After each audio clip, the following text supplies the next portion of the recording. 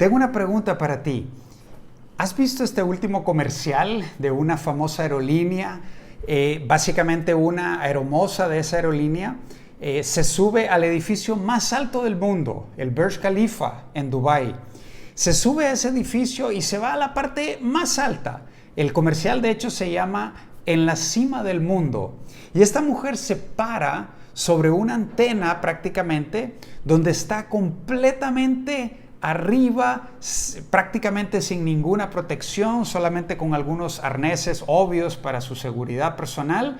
Pero yo me pregunto, ¿qué tipo de persona hace estas cosas? Yo creo que no habría una suma de dinero suficiente para que me puedan convencer de hacer eso. ¿Por qué? Porque soy una persona que tiene temor a las alturas. En cierta ocasión me dieron un viaje pagado a Disney, los 4 parques de Disney, a un lugar que se llama Busch Gardens, donde hay unas montañas rusas fabulosas, otro lugar que se llama los Estudios Universal. Y creo que de todo eso pude hacer alrededor del 40% de las montañas rusas y de las atracciones porque no me gusta, simplemente tengo un cierto temor a las alturas y a ese tipo de experiencias. Y creo que cada uno de nosotros, quizás la tuya sean las cucarachas, las arañas, la oscuridad o los lugares demasiado encerrados. No sé, todos experimentamos diferentes tipos de fobias o de temores, pero al mismo tiempo me doy cuenta también que como humanos tenemos temores que van mucho más allá y eso es lo que vamos a platicar el día de hoy. Bienvenidos a la tercera parte de nuestra serie Modelo Híbrido. Y hemos estado hablando en esta serie acerca de cómo sobrellevar el cambio tan abrupto que experimentamos y hemos experimentado en estos últimos 18 meses, donde todo ha cambiado, donde hay mucha incertidumbre, como aprendíamos la semana pasada. Así que el día de hoy vamos a concentrarnos en cómo enfrentar el temor y los temores en nuestra vida. Esos temores que muchas veces te paralizan, esos temores que te hacen perder oportunidades. Pienso en aquel joven que, por ejemplo, nunca tuvo el valor para sacar el anillo de compromiso y decirle a esa buena muchacha, quiero casarme contigo, quiero hacer un compromiso de por vida, hasta que ella se cansó de esperar y finalmente la relación no siguió adelante. Y él perdió una tremenda oportunidad. ¿Por qué? Porque había algo dentro de él que lo hacía temer a dar ese paso de compromiso. O puede ser que lo que te cause temor sea el emprender un nuevo negocio, dejar tu trabajo actual y emprender algo que no sabes cómo va a funcionar, que nadie te puede predecir exactamente los resultados y cómo va a suceder todo, y ese temor te paraliza a dar ese paso de emprender, por ejemplo. Entonces, todos y cada uno de nosotros tenemos esos temores. Este mensaje es para cada uno de nosotros. ¿Por qué? Porque todos experimentamos estos temores. Nos paralizan, nos hacen perder oportunidades. Y entonces, algo que yo quiero que podamos tocar como base aquí es qué es verdaderamente el temor y cuál es el antídoto del temor. ¿Cuál es el contrario del temor? Yo sé que para muchas personas, sobre todo si tú creciste leyendo los cuentos de príncipes y de hombres valientes, ¿qué era el contrario del temor? Era alguien que nunca experimentaba ese temor, era alguien que nunca se enfrentaba a este tipo de cosas, que era muy valiente, y a veces asociamos la valentía como el antónimo, como el contrario del temor. Pero fíjate que cuando estudiamos las Escrituras, cuando estudiamos la palabra y la sabiduría que Dios plasmó ahí, hay un concepto que es maravilloso y que en realidad es lo opuesto a los temores que tú y yo podemos experimentar en nuestra vida. Y ese contrario es la fe. En cierta ocasión, había un hombre que estaba a punto de perder a su hija, estaba a punto de morir. Se acercó con Jesús y le dijo, Maestro, por favor, ayúdame que mi hija está a punto de morir. ¿Te imaginas experimentar esa clase de temor? ¿Y sabes qué fue lo que Jesús le dijo a esa persona? Le dijo, Jairo, no tengas miedo, solo ten fe. Me llama la atención. Jesús no le dijo, oye Jairo, sé valiente. No te preocupes por el temor, tienes que ser valiente. ¿Sabes qué le dijo? No tengas miedo, solo ten fe. Y entonces, si la fe es el antídoto del temor, ¿qué significa la fe? porque eso puede significar muchas cosas para muchas personas. Pero me gusta cómo la Biblia misma lo describe en Hebreos capítulo 11, versículo 1, dice: fe es la certeza de lo que se espera, la convicción de lo que no se ve. El temor te hace pensar en todos los posibles escenarios malos, equivocados, catastróficos que pueden ocurrir en tu futuro. Eso está muy ligado con la incertidumbre, todos esos temores. Pero la fe, por el contrario, dice que es la certeza de lo que se espera, la convicción de lo que no se ve.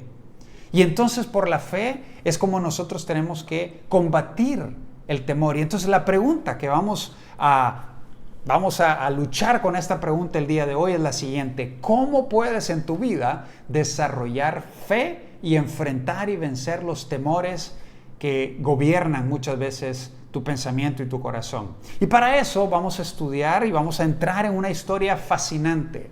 Debo decir que esta es una de mis historias favoritas, donde vamos a aprender precisamente este contraste entre el temor y la fe.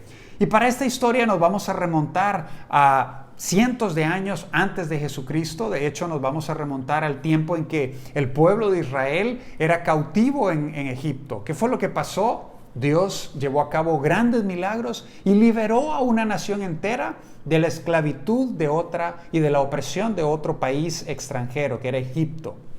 Los saca con un gran despliegue de poder y les dice: yo tengo preparado para ustedes un lugar increíble, un lugar maravilloso. Ese lugar es la tierra prometida. Entonces, este es el contexto de la historia que vamos a leer. Esta tierra prometida, en primer lugar, creo que era una promesa que Dios había hecho a este pueblo. Y por otra parte, se convirtió en el propósito de vida para una generación y para una nación y para el mundo entero eventualmente. Esta tierra prometida estaba lejos de Egipto, en la tierra de Canaán, y Dios les dice: yo voy a llevarlos a ustedes a la tierra prometida. Esta era la voluntad de Dios.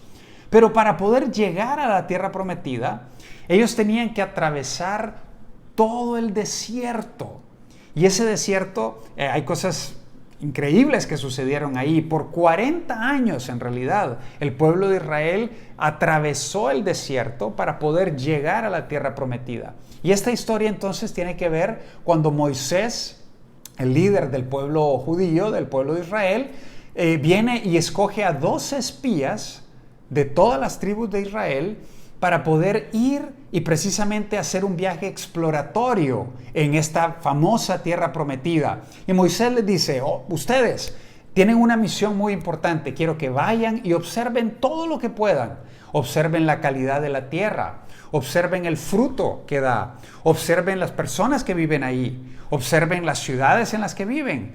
Viven en el campo abierto o viven en ciudades fortificadas. Y estos hombres tenían la misión de traer un reporte detallado, objetivo, que pudiera ayudar a Moisés a emprender ese paso de llegar a la tierra prometida y establecerse ahí. Así que estos espías son enviados por Moisés, pasan 40 días en la tierra prometida y hacen todo tipo de observaciones, todo tipo de exploraciones, y después de 40 días ellos regresan con el reporte. Ellos regresan con el informe oficial que le van a brindar a Moisés. Y de este informe pues dependen muchas cosas, pero probablemente una decisión tan importante como ¿vamos o no vamos? Entonces, este reporte era sumamente importante, y lo que quiero que vean es que hubo dos perspectivas completamente diferentes. De hecho, fueron dos perspectivas opuestas bajo el mismo evento, las mismas cosas que pasaron. Estos 12 hombres, reportaron las cosas de manera diferente. Así que vamos a ver precisamente ese reporte. Y lees esta historia en el libro de Números, capítulo 13, versículos 27 al 29. Dice lo siguiente: este fue el informe que dieron a Moisés. Entramos a la tierra en la cual nos enviaste a explorar, y en verdad es un país sobreabundante, una tierra donde fluyen la leche y la miel. Eso habla de mucha abundancia. Aquí está la clase de frutos que ahí se producen. Y ellos habían traído unas muestras de un racimo de uvas sorprendentemente grande que habían tenido que cargar entre 2 personas por lo grande que era. Esta es la clase de fruto que se producen ahí. Sin embargo, el pueblo que habita es poderoso y sus ciudades son grandes y fortificadas. Hasta vimos gigantes ahí, los descendientes de Anac. Los amalecitas viven en el Negev y los hititas, los jebuseos y los amorreos viven en la zona montañosa. Los cananeos viven a lo largo de la costa del mar Mediterráneo y a lo largo del valle del Jordán.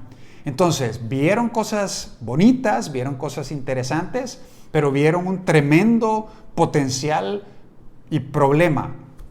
Y finalmente ellos dicen, no podemos ir contra ellos, son más fuertes que nosotros.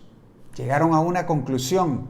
Entonces, este grupo de espías, que de los 12 espías que fueron en total, estos fueron 10 espías que dieron este reporte.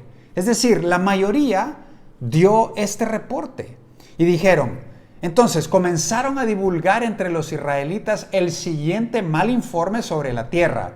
Fíjate bien, la tierra que atravesamos y exploramos devorará a todo aquel que vaya a vivir allí. Todos los habitantes que vimos son enormes. Hasta había gigantes, los descendientes de Anac. Al lado de ellos nos sentíamos como saltamontes y así nos miraban ellos. En pocas palabras, este reporte de estos 10 espías estaba lleno de temor. Estaba lleno de una perspectiva negativa, a pesar de que Dios mismo les había dicho que les iba a entregar la tierra prometida. Puedes ver la ironía de todo esto. Este reporte estaba lleno de temor. Este temor definitivamente los llevó a concluir que ellos no podían combatir contra estas personas, que esta era una misión imposible, que esto era una utopía, pero en realidad ellos no podían lograr y alcanzar esto. Este temor los llevó a la inacción, los llevó a buscar su seguridad y su comodidad, y entonces es cuando nos damos cuenta que el temor tiene el potencial de robar las oportunidades de ver las cosas que Dios quiere hacer en tu vida y a través de ti. El temor te va a robar de esas oportunidades que Dios tiene preparadas. Y fíjate qué es lo que sucedió después de que ellos dieron este reporte. Entonces, imagínate, ellos llegan, los 2 espías, Moisés convoca a toda la asamblea del pueblo y todo el pueblo está reunido atento. Esto era como una cadena nacional, esto era como un reporte súper importante. Y entonces toda la comunidad, Números 14, dice lo siguiente, toda la comunidad empezó a llorar a gritos y así continuó toda la noche. Sus voces se elevaron en una gran protesta contra Moisés y su hermano Aarón. Y fíjate lo que ellos estaban diciendo. Si tan solo hubiéramos muerto en Egipto o incluso aquí en el desierto, se quejaban ellos. ¿Por qué el Señor nos está llevando a esta tierra solo para que muramos en batalla? A nuestras esposas y a nuestros hijos se llevarán como botín. ¿No sería mejor que volviéramos a Egipto? Entonces, escucha bien esto, conspiraron entre ellos, escojamos a un nuevo líder y regresemos a Egipto. El temor se había apoderado del pueblo entero, se había esparcido como un aroma fétido y mortal entre toda esta gente, y ellos estaban llenos de temor a tal punto que preferían regresar a la esclavitud de Egipto que gozar de la libertad y de la promesa y de la oportunidad que Dios les había permitido a ellos. El temor es sumamente contagioso. Si tú experimentas y tienes una vida que es gobernada por el temor, eventualmente otras personas también van a sufrir por esa emoción que te gobierna. Quizás lo puedes recordar de esta manera. El temor es como el COVID. Si lo portas, puedes contagiar a otros. Te lo repito porque es importante. El temor es como el COVID. Si lo portas, puedes contagiar a otros. Y eso va a traer toda clase de problemas en tu vida.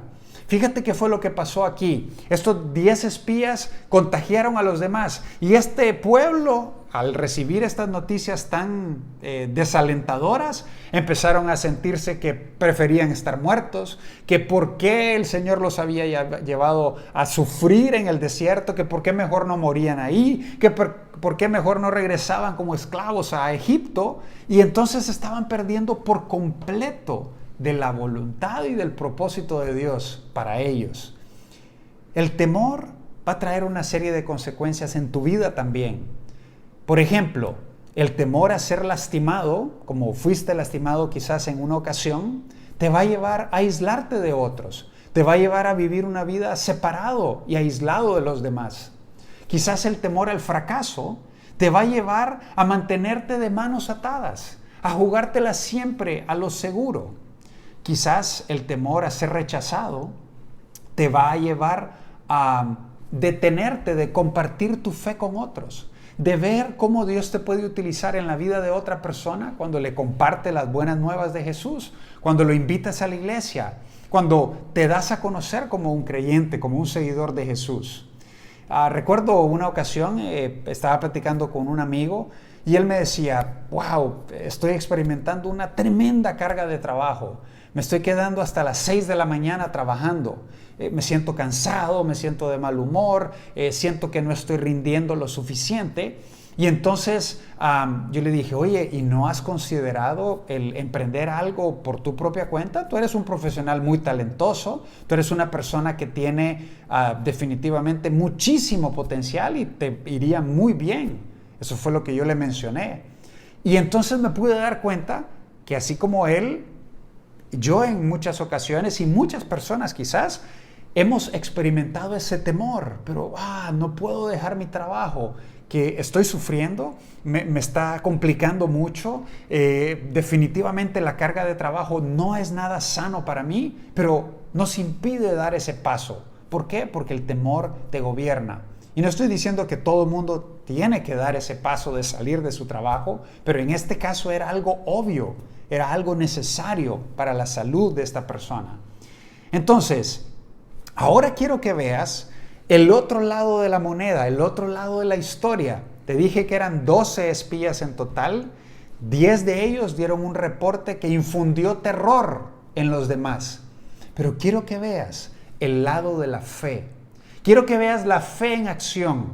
Y fueron 12 espías. El 20% aproximadamente, la ley de Pareto se estaba cumpliendo acá.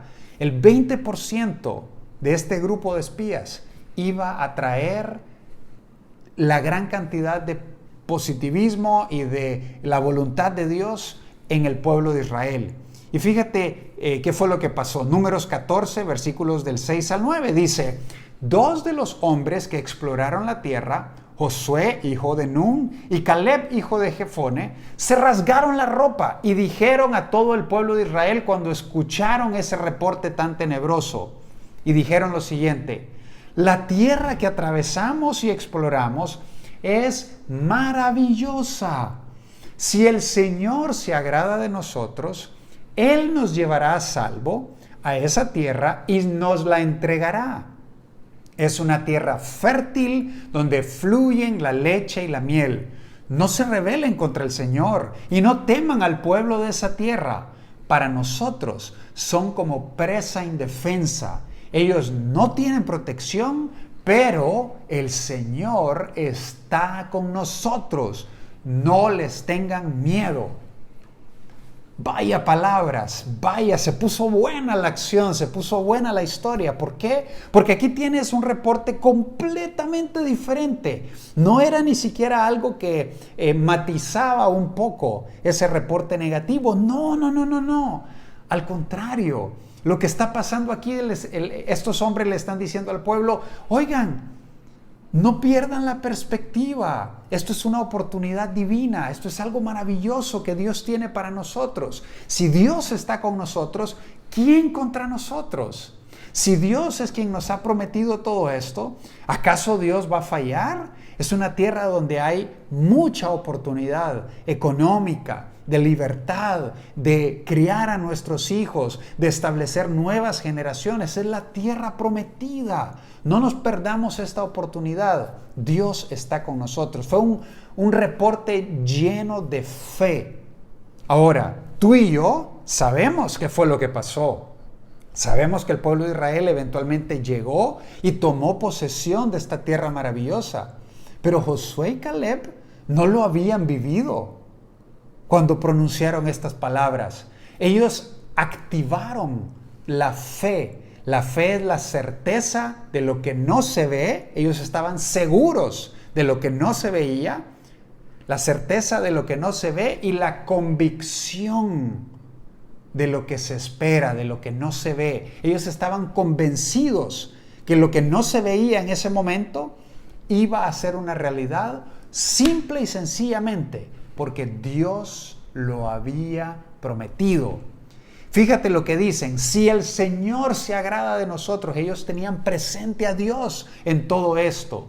Si Dios te ha mandado a hacer algo, no hay nada que tengas que temer. Si Dios te ha dicho, ve por todas partes del mundo y háblales del amor de Jesús en esa cruz y de la salvación que hay en ese sacrificio, no tienes nada que temer porque Él está contigo. Si Dios no te lo ha mandado y tú estás con el temor de hacer algo, por ejemplo, no sabes si esta es verdaderamente la persona que Dios ha puesto para que tú te cases, y hay personas a tu alrededor que te dicen, esta persona puede alejarte de Dios, esta persona puede tambalear tu fe de una manera muy importante. Entonces, ahí sí debes de tener el temor que te va a ayudar y que te va a cuidar de tomar una mala decisión. Pero cuando Dios te abre las puertas y Él te indica el camino por el cual debes ir, debes de confiar plenamente en Él. Entonces, si quieres recordarlo de una manera fácil y práctica, te lo voy a poner de esta forma. Si el temor es como el COVID, entonces la fe es la vacuna. Si te la inyectas, estarás protegido. Lo repito, si el temor es como el COVID, entonces la fe es como la vacuna. Si tú inyectas esa vacuna en tu fe, en tu corazón y en tu mente, entonces vas a estar protegido. Yo sé lo que estás pensando en este momento. Isaac, yo no creo en eso de las vacunas. Eso de las vacunas es una forma de manipulación. Mira, no estoy hablando de las vacunas. Este mensaje no tiene que ver con las vacunas. Creo que puedes tomar la idea de lo que te estoy diciendo. Lo que te estoy diciendo es que si tú inyectas constantemente una dosis de fe en tu vida, vas a poder enfrentar los temores que te aquejan y que te asaltan día con día y quizás con los cuales has vivido. Entonces, en la práctica, ¿cómo puedes inyectar esa dosis de fe a tu corazón y a tu mente? ¿Cómo puedes crecer en fe? Quiero compartir contigo 2 consejos. El primero de ellos es el siguiente: recuerda que Dios está contigo. Recuerda que Dios está contigo y eso hace toda la diferencia. Sí, lo que este pueblo había visto eran gigantes. Sí, habían visto varios pueblos, varias ciudades fortificadas, pero sabemos que no va a ser fácil, sabemos que no va a ser solamente pisar y todo esto va a desaparecer por acto de magia, pero lo que tienes que saber es que Dios está contigo. Dios estaba con el pueblo de Israel. Josué y Caleb lo sabían, Josué y Caleb lo tenían claro, pero el resto de la gente no tenía a Dios presente. Entonces Dios está contigo y sabes, hoy en día puede ser que tú estés enfrentando gigantes. Quizás tú piensas en tus hijos y piensas en toda la cultura y en todas las ideologías que asaltan su mente, a veces en cada video de YouTube, en cada post de un blog que leen, en las noticias falsas que se esparcen tan fácilmente, y tú dices, ¿Cómo vamos a hacer frente a estas ideologías tan grandes y tan fuertes y a esta influencia tan grande? Bueno, te quiero decir, Dios está contigo. Dios está con tu hijo, Dios está con tu esposo, Dios está contigo al enfrentar ese reto. Hay personas que dicen, no, esta generación de jóvenes está perdida. Te quiero decir, estás viendo un gigante en tu vida, quizás. Estás viendo un gigante. Y ahí donde estás, quiero que le digas a las personas que estás. Puede ser tu mamá, tu papá, puede ser tu esposa, tu novio. La persona que tengas ahí, dile en este momento, Dios está contigo. Ándale, dilo. Dios está contigo y eso hace toda la diferencia. ¿Has llegado a la conclusión de que tu matrimonio está perdido y que las decisiones que tomaste ya no pueden revertirse y el daño que causaste ya es irreparable? Te quiero decir, Dios está contigo. ¿Quieres restaurar la relación con tus hijos que dañaste porque te ausentaste, porque los lastimaste de diferentes maneras y sientes que es imposible? Dios está contigo. Dices, ¿cómo me encantaría ver a mi esposa que conociera de Dios, que entendiera el Evangelio, que aceptara el regalo de salvación, pero ella no parece estar nada interesada en las cosas de Dios? Dios está contigo en esa misión. Él está contigo. ¿Quieres hacer la gran comisión? ¿Quieres traer más personas a la iglesia? Y dices, pero los aforos pasan cambiando, los están restringiendo más, la iglesia le queda lejos, la ubicación donde está no está tan estratégica. Puedes pensar en tantas cosas, pero Dios está contigo en el cumplimiento de esa misión. Entonces, ¿qué más puedes hacer para hacer crecer tu fe?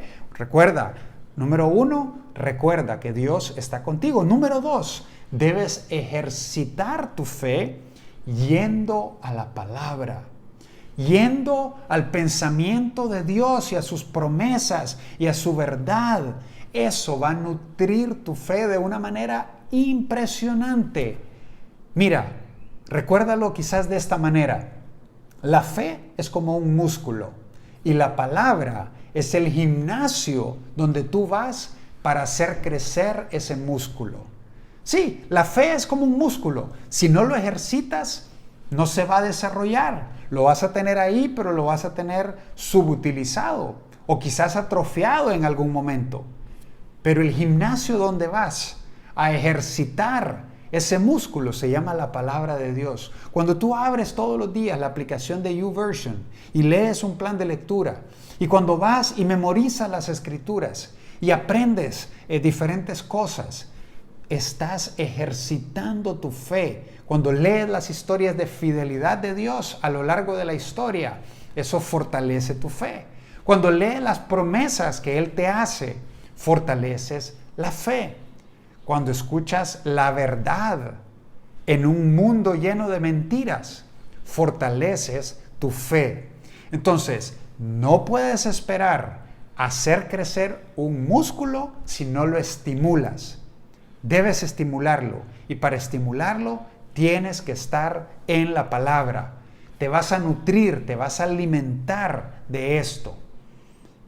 Entonces, para cerrar, quiero hacerte esta pregunta y quiero ubicarte en este escenario. ¿Eres una de esas personas que estaba en medio de la asamblea cuando los 10 espías dieron su reporte y cuando los otros 2 espías dieron el reporte lleno de fe? ¿A cuál hubieras escogido tú? ¿A cuál hubieras escuchado? ¿A cuál le hubieras creído? ¿Hubieras sido como la mayoría del pueblo de Israel que dijo, mejor regresémonos a Egipto? ¡Qué horror! Nos trajeron acá para que nos masacraran. ¿O hubieras dicho, wow, verdaderamente Dios tiene algo maravilloso para nosotros? ¿Quién hubiera sido? Y quizás te voy a preguntar esto de una manera más personal todavía. Hoy en día, ante los diferentes retos y pruebas y circunstancias y la incertidumbre y los temores que te acechan, hoy estás escuchando la voz del temor, del enemigo de Dios que te dice, nunca vas a poder superar esa área, nunca vas a poder hacer algo en realidad, o estás escuchando la voz de Dios, estás ejercitando tu fe al creerle a Él. ¿Y cuál fue el resultado de todo esto? El resultado fue muy claro, fue muy obvio. Unos versículos más adelante te das cuenta que toda esa generación que se lamentó y que se quejó y que querían hacer a un lado a Moisés y a Aarón y querían regresarse, la Biblia dice que ni uno solo de ellos llegó a la tierra prometida. Es más, murieron en el desierto. Y la nueva generación fue la que realmente pudo entrar. Pero de toda esa generación, hubo 2 personas que sí la libraron. Hubo 2 personas que sí llegaron a la tierra prometida. Hubo 2 personas que sí entraron y se establecieron y experimentaron la bendición de haber cumplido la voluntad de Dios en sus vidas al llegar y establecerse en la tierra prometida. Ellos fueron Josué y Caleb. ¿Sabes? Yo conozco muchos padres de familia que le han puesto a sus hijos Josué. Yo conozco a muchos padres de familia que le han puesto a sus hijos Caleb, porque ellos son ejemplos e inspiración de fe para nosotros. Pero los 10 otros espías, ni siquiera recuerdo sus nombres. Ni siquiera sé quiénes son, y pasaron a la historia como personas llenas de duda, llenas de temor, infames. Pero ¿quién quieres tú identificarte en tu vida? ¿Quieres ser como los 2 espías o quieres ser como los 10 espías?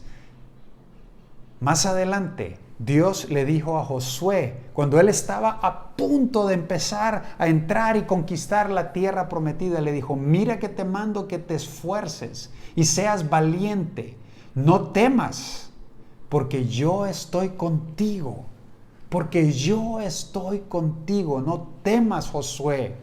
Y le dice, en unos versículos más antes de eso, le dice, este libro de la ley, memorízalo, recítalo de día y de noche. Los 2 consejos que vimos hoy, te los repito. 1, recuerda que Dios está contigo.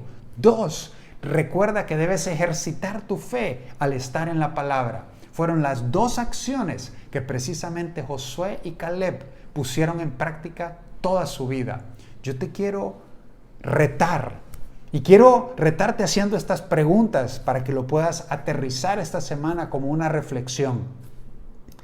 ¿Cómo cambiaría tu vida si hoy empezaras a confiar más en Dios? ¿Qué áreas de tu vida necesitan una inyección de fe? ¿La relación con otra persona?